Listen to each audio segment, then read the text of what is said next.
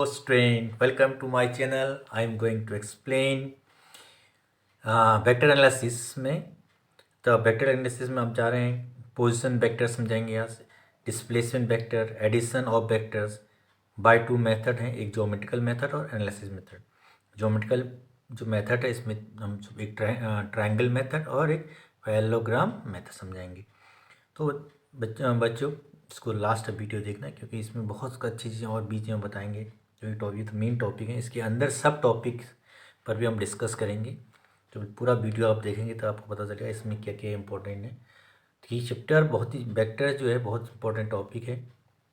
इसके अंदर विशेष कुछ कंसेप्ट है, बहुत ज़्यादा इंपॉर्टेंट कंसेप्ट। वेक्टर एक डायरेक्शन शो करता है, इसलिए बहुत ज़्यादा इंपॉर्टेंट। तो लेट्स स्टार्ट पोजीशन वेक्टर। सबसे पहले what is a position vector, क्या होता है पोजीशन वेक्टर को हम कैसे समझते हैं। तो हम पोजीशन वेक्टर को समझें। पोजीशन वेक्टर, तो पोजीशन वेक्टर्स को यहाँ समझना बहुत जरूरी है। पोजीशन वेक्टर्स का मेन कंसेप्ट क्या है। तो पोजीशन वेक्टर क्या है, ये ओरिजिन है। ये हमारा ये 2 डायमेंशन फिगर की बात हम कर रहे हैं, 2 डायमेंशन फिगर में समझा रहे हैं। तो ये 2 डायमेंशन पोजीशन में इस प्लेन, इसको होता है एक्स वाई प्लेन में कोई बॉडी मूव कर रहा है, इसमें कोई पार्टिकल मूव कर रहा है। तो एट एनी इंस्टेंट पार्टिकल यहाँ पर है, पी पर है। At any instant particle P पर है, ये एक्स वाई प्लेन में। तो इसकी जो ओरिजिन है, ओरिजिन से यहाँ तक जो ये हमारा ये डिस्टेंस, ये है हमारा जो डिस्टेंस है, तो इसको हम लोग यहाँ से ज्वाइन कर देते हैं। ये एरो बनाए वेक्टर को यहाँ से लेकर यहाँ तक ज्वाइन कर देते हैं। ये हमारा क्या है, जहाँ तक पार्टिकल की पोजीशन है, ओरिजिन से पोजीशन वेक्टर तक एक वेक्टर ड्रॉ कर देते हैं। इसी को हम लोग क्या कहते हैं, क्या कहते हैं, पोजीशन वेक्टर। तो पोजीशन वेक्टर क्या है, डिफाइन करेंगे position vector. What do you mean by position vector. The vector drawn from the origin to position of the object, जो पार्टिकल या object is known as position vector. तो एक जो हमने वेक्टर ड्रॉ किया from origin to position of the object या particle is known as position vector. अब position vector कैसे डिनोट करते हैं। पोजीशन वेक्टर हमेशा अब यहाँ पर लिखेंगे ओ पी के ऊपर में आ लगाते हैं हमेशा ओ पी। तो देखिए ओ से के रिस्पेक्टिव में निकाला जाता है हमेशा पोजीशन वेक्टर। सब अब यहाँ पर हमारे पास this is equal to R है, आर वेक्टर लगाते हैं। तो पोजीशन वेक्टर्स बहुत ध्यान, अभी हम देखिए इसमें हम बताएंगे। जैसे पोजीशन वेक्टर निकालने से, जैसे सपोज हमारे पास कोई है दो दो पॉइंट, माना ये हमारा ए और बी है। ये पॉइंट है और ये बी पॉइंट है। तो ये पोजीशन वेक्टर का यूज, जैसे हमारे कहते हैं वेक्टर ए वी निकालना है, माना वेक्टर ए वी है, ए वी। तो इसको कैसे लिखेंगे, ओ बी माइनस ओ ए। इसको होता है position vector of B minus position vector of A. तो कैसे निकालते हैं इसको कहते हैं डिस्प्लेसमेंट वेक्टर। अभी हम इसको समझाएं कि अब इसके बाद हम इसी से करते हैं कि डिस्प्लेसमेंट वेक्टर क्या है। पोजीशन वेक्टर या ओरिजिन टू। अब डिस्प्लेसमेंट वेक्टर के लिए एक डायग्राम और। डिस्प्लेसमेंट वेक्टर मीन्स माना एक पार्टिकल यहाँ था, पोजीशन उसकी पहले पार्टिकल यहाँ पर, इसका पोजीशन पार्टिकल का पोजीशन या बॉडी का पोजीशन यहाँ पर था, और कुछ टाइम के बाद वो इस पोजीशन हो गया, टाइम चेंज कुछ टाइम के बाद यहाँ पर। माना इसको लिखते हैं आर, पहले R1 पर था, अब पोजीशन उसकी पोजीशन वेक्टर, अब उसका पोजीशन वेक्टर R2 हो गया। तो वो उसने पाथ, इस पाथ को फ्लो किया, यहाँ से ऐसे चले गए, ये पाथ इस पाथ के थ्रू गया, ए से बी तक गया। लेकिन डिस्प्लेसमेंट क्या है, शॉर्टेस्ट डिस्टेंस होता है। तो डिस्प्लेसमेंट के लिए स्ट्रेट लाइन ज्वाइन करेंगे, डिस्प्लेसमेंट इसको मानेंगे।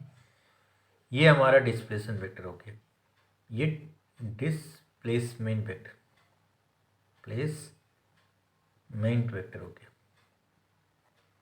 डिस्प्लेसमेंट वेक्टर कैसे निकालते हैं, तो यहाँ से यहाँ गया फाइनल। अब डिस्प्लेसमेंट मीन्स हो गया, डिस्प्लेसमेंट वेक्टर मीन्स इसे इसको लिख सकते हैं ए बी, ए से बी डिस्प्लेस हो गया। तो final position minus initial position, final position vector minus initial vector.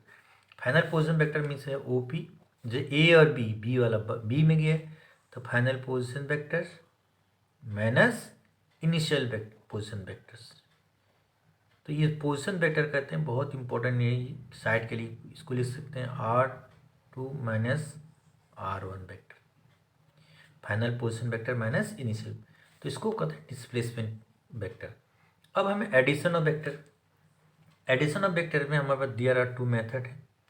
पहला हमें ज्योमेट्रिकल मेथड समझाएंगे, फिर एनालिटिकल मेथड। सबसे पहले ज्योमेट्रिकल मेथड में डिस्कस करें। ज्योमेट्रिकल मेथड सबसे पहले हम बताएंगे ज्योमेट्रिकल मेथड। ज्योमेट्रिकल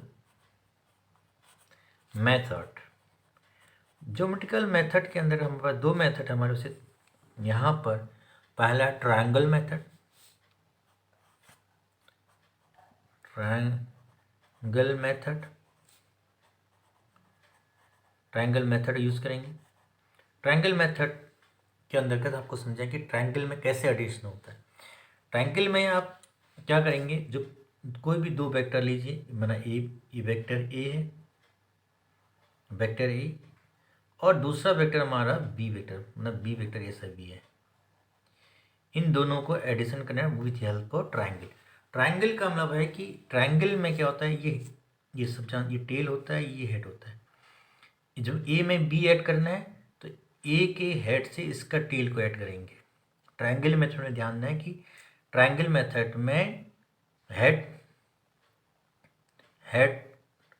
पर क्या ऐड करेंगे, टेल ऐड करेंगे।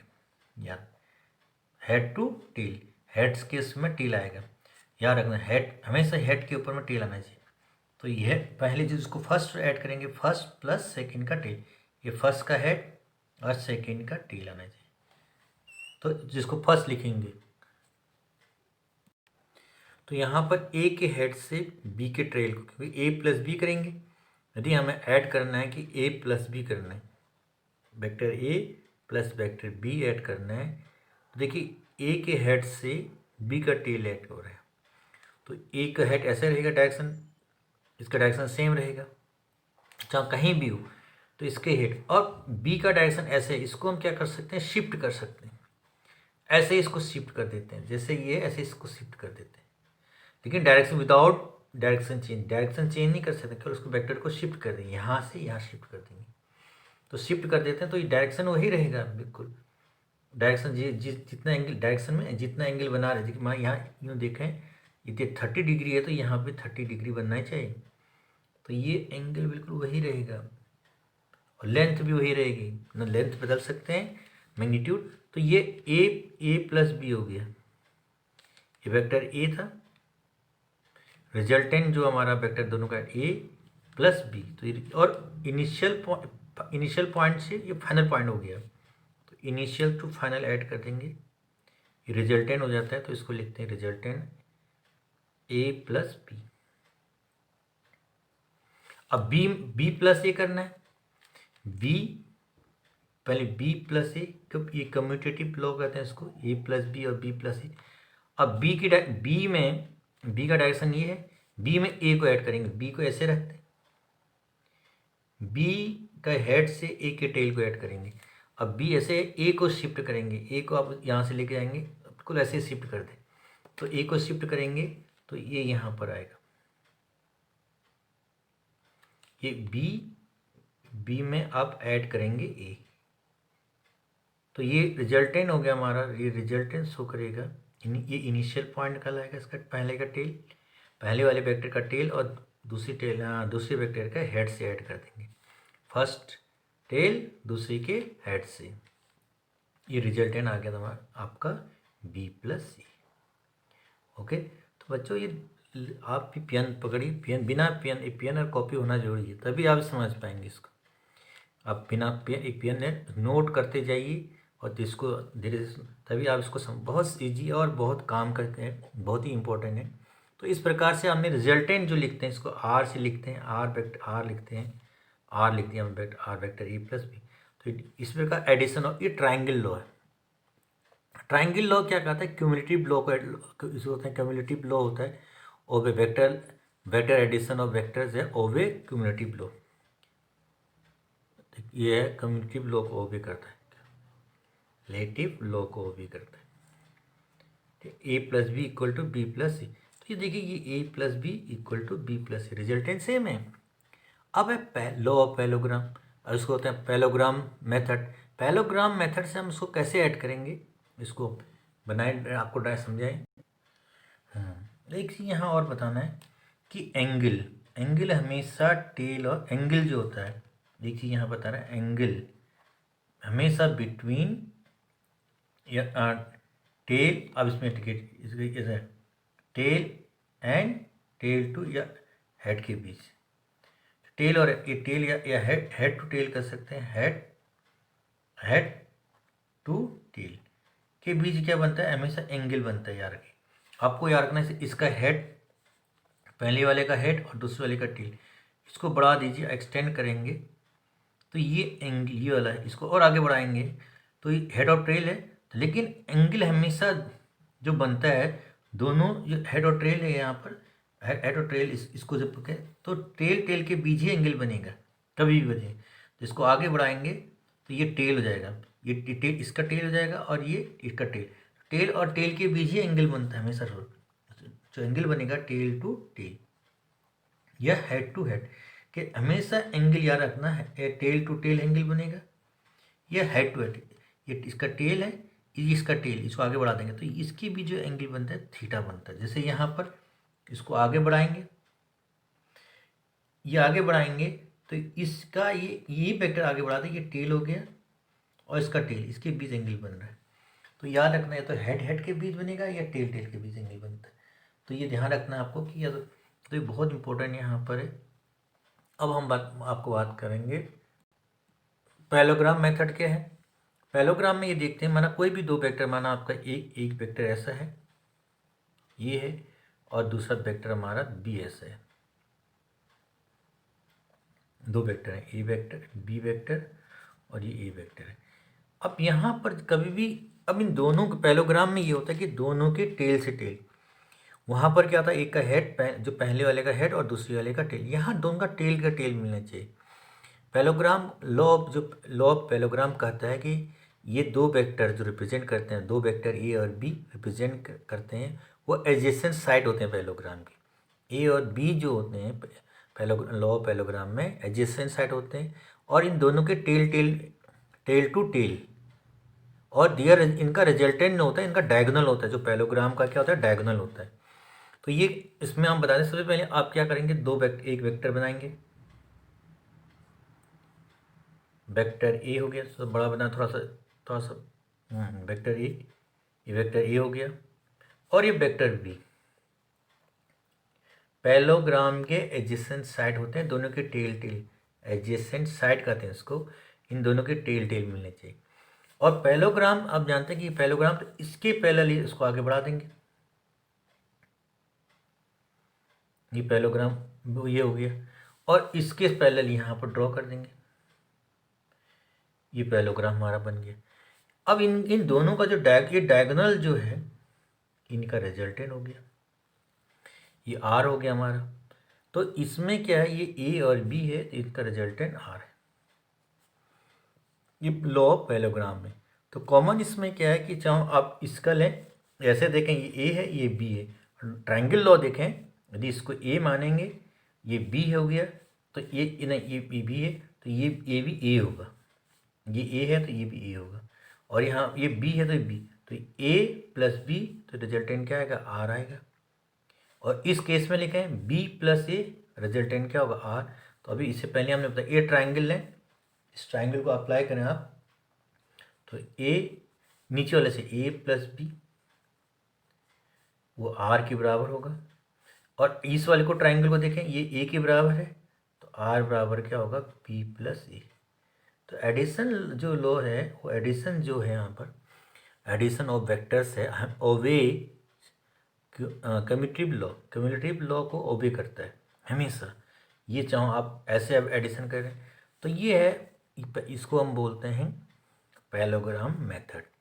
इसको according the law of parallelogram, if two vector A and B, जैसे यहाँ पर, represent adjacent side of the parallelogram, both both वो ड्रॉ करेंगे, draw tail to tail, tail to tail, then their resultant, ये resultant जो है हमारा पास है वो रिप्रेजेंट करता है इसका डायगोनल को, रिजल्टेंट हमेशा इसको डायगोनल को रिप्रेजेंट करता है। ये स्टेटमेंट आएगा एग्जाम में तो इसको स्टेटमेंट लिख देंगे। स्टेटमेंट क्या, according to law of parallelogram if two vectors A and B represent two adjacent side of the parallelogram and tail to and draw both draw the tail to tail, then their resultant is represented by the diagonals draw through common tail। ये दोनों common के से draw कर देते हैं इसको। तो यही हमारे लॉ ऑफ पैरेललोग्राम भी एग्जाम पूछा भी जा सकता है, लॉ ऑफ पैरेललोग्राम क्या होता है। और इनके बीच जो एंगल है, डायगोनल हमेशा एंगल को क्या करते हैं यहाँ पर बाइसेक्ट करता है। तो ये हमारा है, तो ये हमारा हो गया addition of vector by parallelogram method. अब एनालिटिकल मेथड से इसका रिजल्टेंट निकाल, अब ये हमारा ज्योमेट्रिकल मेथड, अब एनालिटिकल मेथड हमारे पास है जिसको एनालिटिकल मेथड से हम कैसे इसको सॉल्व करेंगे ये आपको बता रहे हैं। अब यहाँ पर एनालिटिकल मेथड में हम जो बता रहे हैं, यहाँ पे एक पैरेललोग्राम है OPQS, इसके जो यहाँ पर जो वेक्टर है हमारा पास, ये ए वेक्टर है, इसको ए वेक्टर माने, OP को ए वेक्टर माने और OS को बी वेक्टर माने। जी हमारा पैरेललोग्राम में यही होता है कि जो एडजेसेंट साइड होते हैं वो दो वेक्टर को रिप्रेजेंट करते हैं, ए और बी को। इसका जो डायगोनल है वो रिजल्टेंट होता है, इसका जो डायगोनल होगा वो रिजल्टेंट होगा।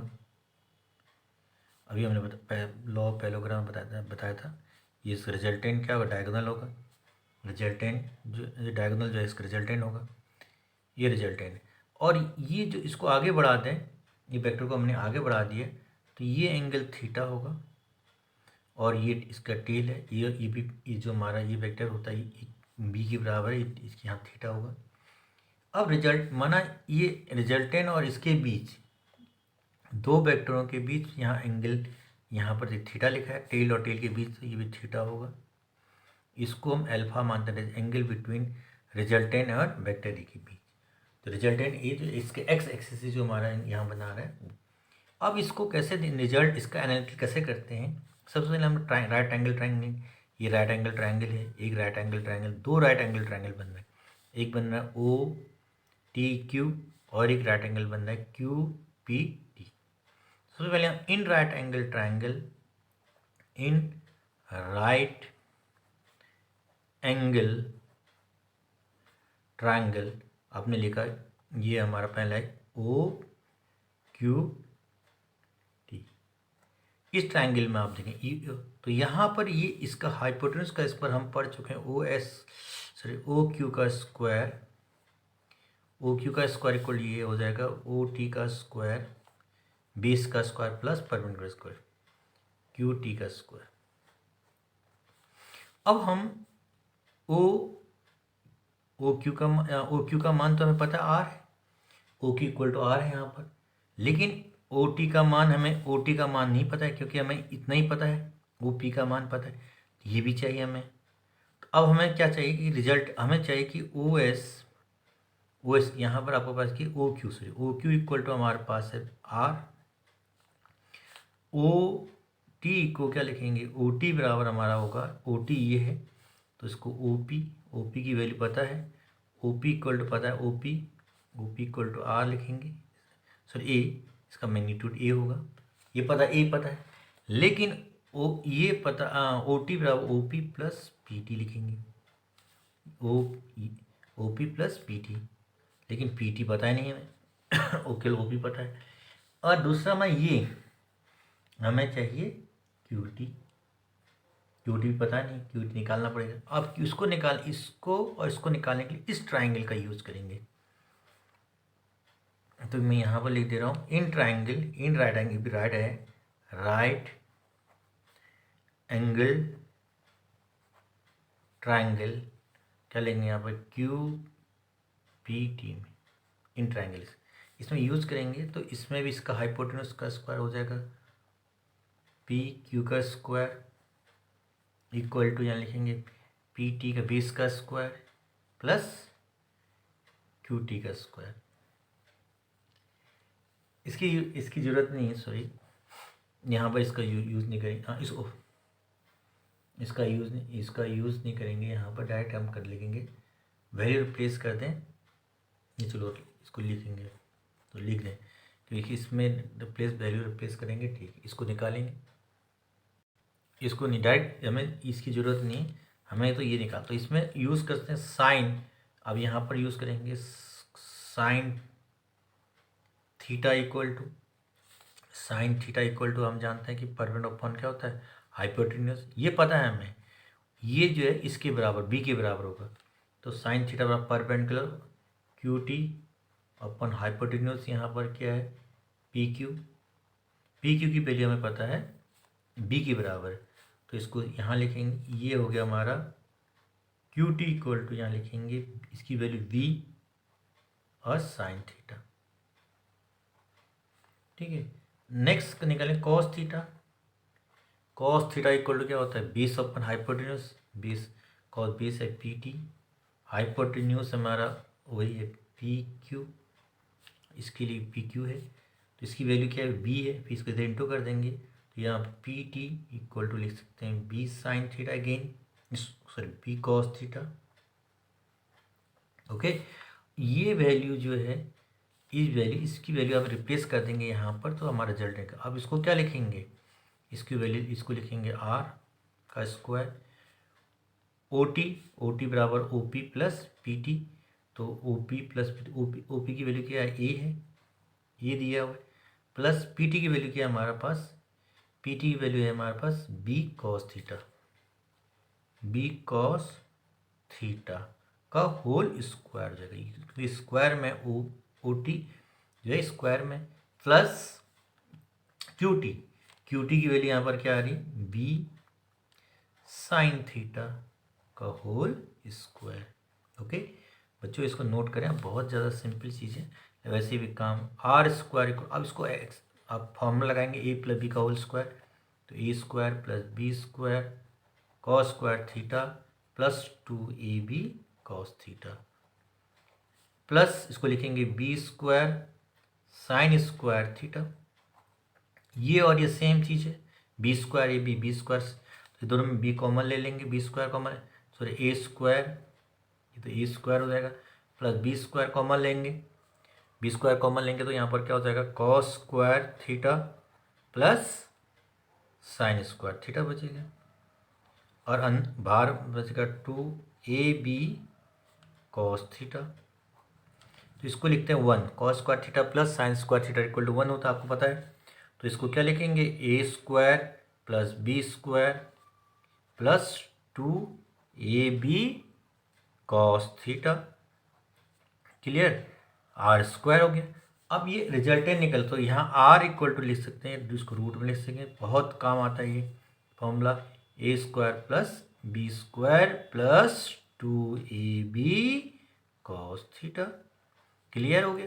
तो रिजल्टेंट निकल गया हमारा, ये रिजल्टेंट तो आ गई, अब ये रिजल्टेंट हमारा आर इक्वल टू, अब रिजल्टेंट के साथ हमें एंगल, हमेशा एक हमारे फिजिक्स में एक टॉपिक है कि जब रिजल्टेंट के साथ उसका डायरेक्शन भी निकालना पड़ता है, मैग्नीट्यूड, ये रिजल्टेंट मैग्नीट्यूड निकला, इन दो वेक्टरों का मैग्नीट्यूड, अब डायरेक्शन क्या है रिजल्टेंट का डायरेक्शन, तो यहाँ पर ये डायरेक्शन है, ये एंगल है, डायरेक्शन में एंगल होता है, तो इस ट्राइंगल जो हमारा पास है ओ क्यू टी में, तो टेन अल्फा इक्वल टू पूरा 10 alpha perpendicular upon base, perpendicular हमारा है क्यू टी, और बेस कितना है, बेस हमारा ये ओ टी की वैल्यू क्या है O P plus P T, और क्यू टी की वैल्यू क्या है, क्यू टी की वैल्यू आप निकाल सकते हैं बी साइन थीटा,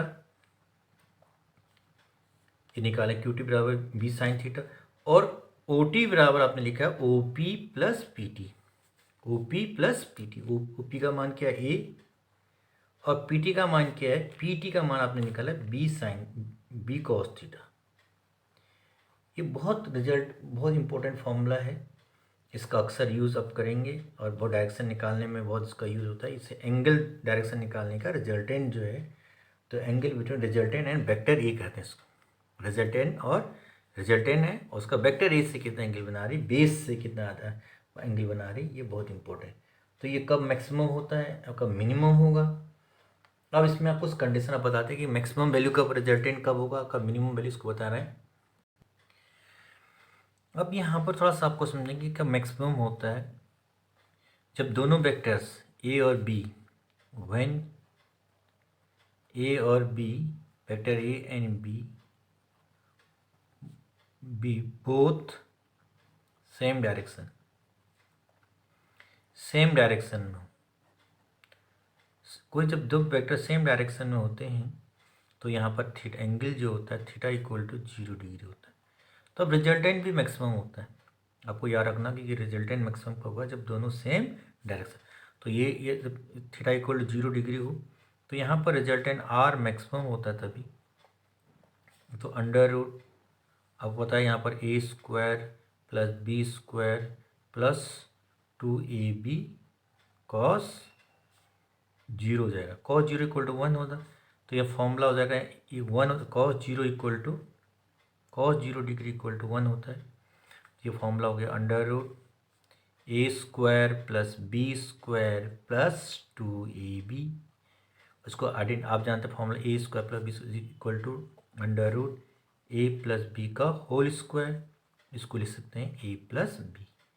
जब रिजल्टेंट मैक्सिमम होगा दो वेक्टर तो उनका वेक्टर क्या दोनों का ऐड हो जाएगा, दोनों को ऐड करेंगे।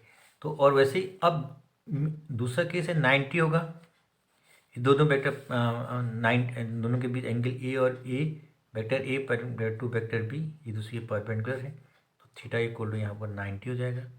उस केस में लिख सकते हैं R equal to under root A square plus B square plus 2ab cos 90। Cos 90 equal to आप जानते हैं सब 0 होता है, ये पूरा 0 हो जाएगा, तो केवल बचेगा under root A square plus B square.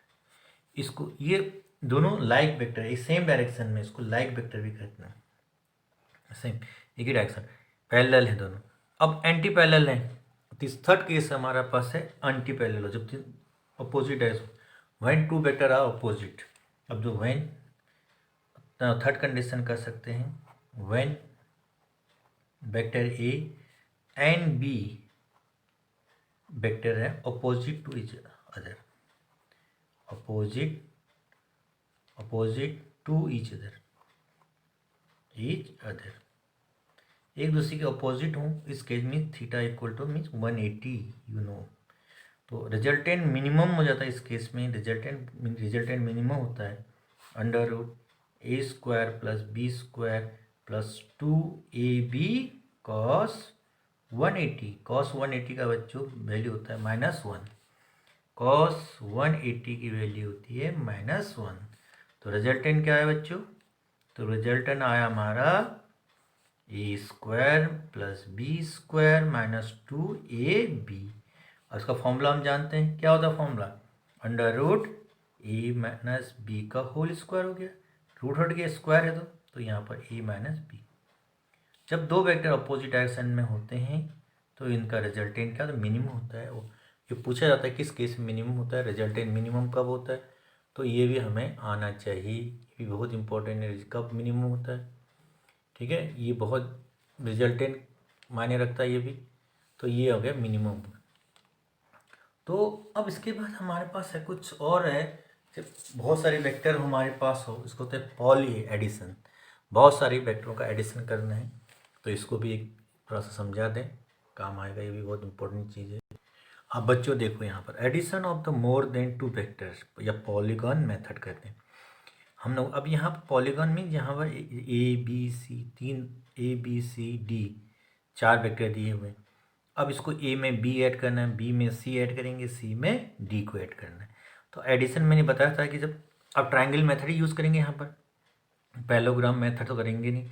तो ए में बी ऐड करेंगे तो ए के हेड से बी का टेल ऐड जोड़ेंगे, हेड टू टेल चलना है, हेड टू टेल। तो आप सबसे पहले बी के ए कैसा है, ये आपने देखा है डाउनवर्ड है, ऊपर से ए ए के हेड से बी को टेल को जोड़ेंगे, बी को बिल्कुल ऐसे सीधे ऐसे उठा के ले जाएंगे नीचे, सीधे नीचे ले शिफ्ट कर देंगे, केवल ओनली शिफ्ट कर देंगे। ये बी आ गया हमारा, ये बी वेक्टर हो गया, ए में बी ऐड कर दिया। अब बी में क्या ऐड करेंगे, बी, अब इन दोनों का रिजल्टेंट ये होता है, यहाँ ट्राइंगल लॉ ये लग रही है, रिजल्टेंट हो गया ए, इसको आप इसको कर सकते हैं कि ए प्लस बी, ए प्लस बी हो गया हमारा ये। अब ए प्लस बी में, अब हमने कभी दो में फिर एक, जब एक में फिर एक, दो दो करके जोड़ते हैं, इसको सिंगल मानेंगे, ए प्लस बी को इस वेक्टर में सी वेक्टर जोड़ेंगे। तो अब सी को ऐसा जोड़ेंगे, सी का शिफ्ट कर देंगे, इस वेक्टर को इधर शिफ्ट कर देंगे, ऐसे ही लाएंगे डायरेक्शन चेंज, तो सी हो गया। केवल दो दो का एडिशन होता है, जैसे ये इसको, अब इसको ए और बी को ऐड किया तो रिजल्टेंट आया ए प्लस बी। इस ए प्लस बी में सी को ऐड करेंगे तो इन दोनों का रिजल्टेंट क्या आएगा, ये दो वेक्टर को ऐड करेंगे तो इस रिजल्ट आएगा ए प्लस बी प्लस सी आ जाएगा। अब ये एक वेक्टर मानेंगे, अब इस एक सिंगल वेक्टर में सी डी वेक्टर ऐड करेंगे, डी ऐसा है, तो डी ऐड करेंगे तो डी का डायरेक्शन ऐसा है, बिल्कुल ऐसे, इसको ऐसे देखेंगे, ऐसे लेके आएंगे तो इसको ऐसे शिफ्ट करेंगे तो ये डायरेक्शन ऐसा आ रहा है हमारा, ये डी डायरेक्शन है ये। अब डी में ये डी वेक्टर हो गया, डी में क्या ऐड करेंगे, अब डी अबलास हो गया। अब ये इनिशियल पॉइंट था, ये फाइनल पोजीशन है, तो इनिशियल टू फाइनल रिजल्टेंट, ये रिजल्टेंट यहाँ डॉटेड नहीं लगाएंगे, यहाँ कंटिन्यूस लगाएंगे। ये रिजल्टेंट आ गया हमारा ए प्लस बी का रिजल्ट। अब ये हो गया, इसमें A plus B plus C में डी जोड़ेंगे तो ये रिजल्टेंट आ गया हमारा A plus vector B plus vector C plus vector D. बस ये पॉलीगॉन मेथड है। तो और दूसरे और भी कर सकते हैं इसको, तो इस प्रकार से इसको कहते हैं पॉलीगॉन मेथड, बहुत सिंपल है। अब हम एक और आपको सबसे इम्पोर्टेंट पर, जो मैं फिजिक्स वेक्टर के पॉइंट व्यू से सबसे ज़्यादा इम्पोर्टेंट, रिजोल्यूशन ऑफ वेक्टर हैं इट्स। तो इसको कैसे हम, इसको रिजोल्यूशन होता है, वेक्टरों का रिजोल्यूशन कैसा होता है, 2 डायमेंशन होता है, 3 डायमेंशन होता है। पहले हम 2 डायमेंशन समझाएंगे आपको, नया आपको resolution of vector into its component. अब ये उल्टा है, ये जो प्रोसेस हमारा है रिजोल्यूशन ऑफ वेक्टर है, ये reverse process of addition of 2 vector. Addition of vector में ऐड करते थे, रिजोल्यूशन उल्टा, वहाँ ऐड होता था, ये 2 वेक्टर को ऐड करते हैं, यहाँ रिजोल्व तोड़ना, उसको स्प्लिट करना।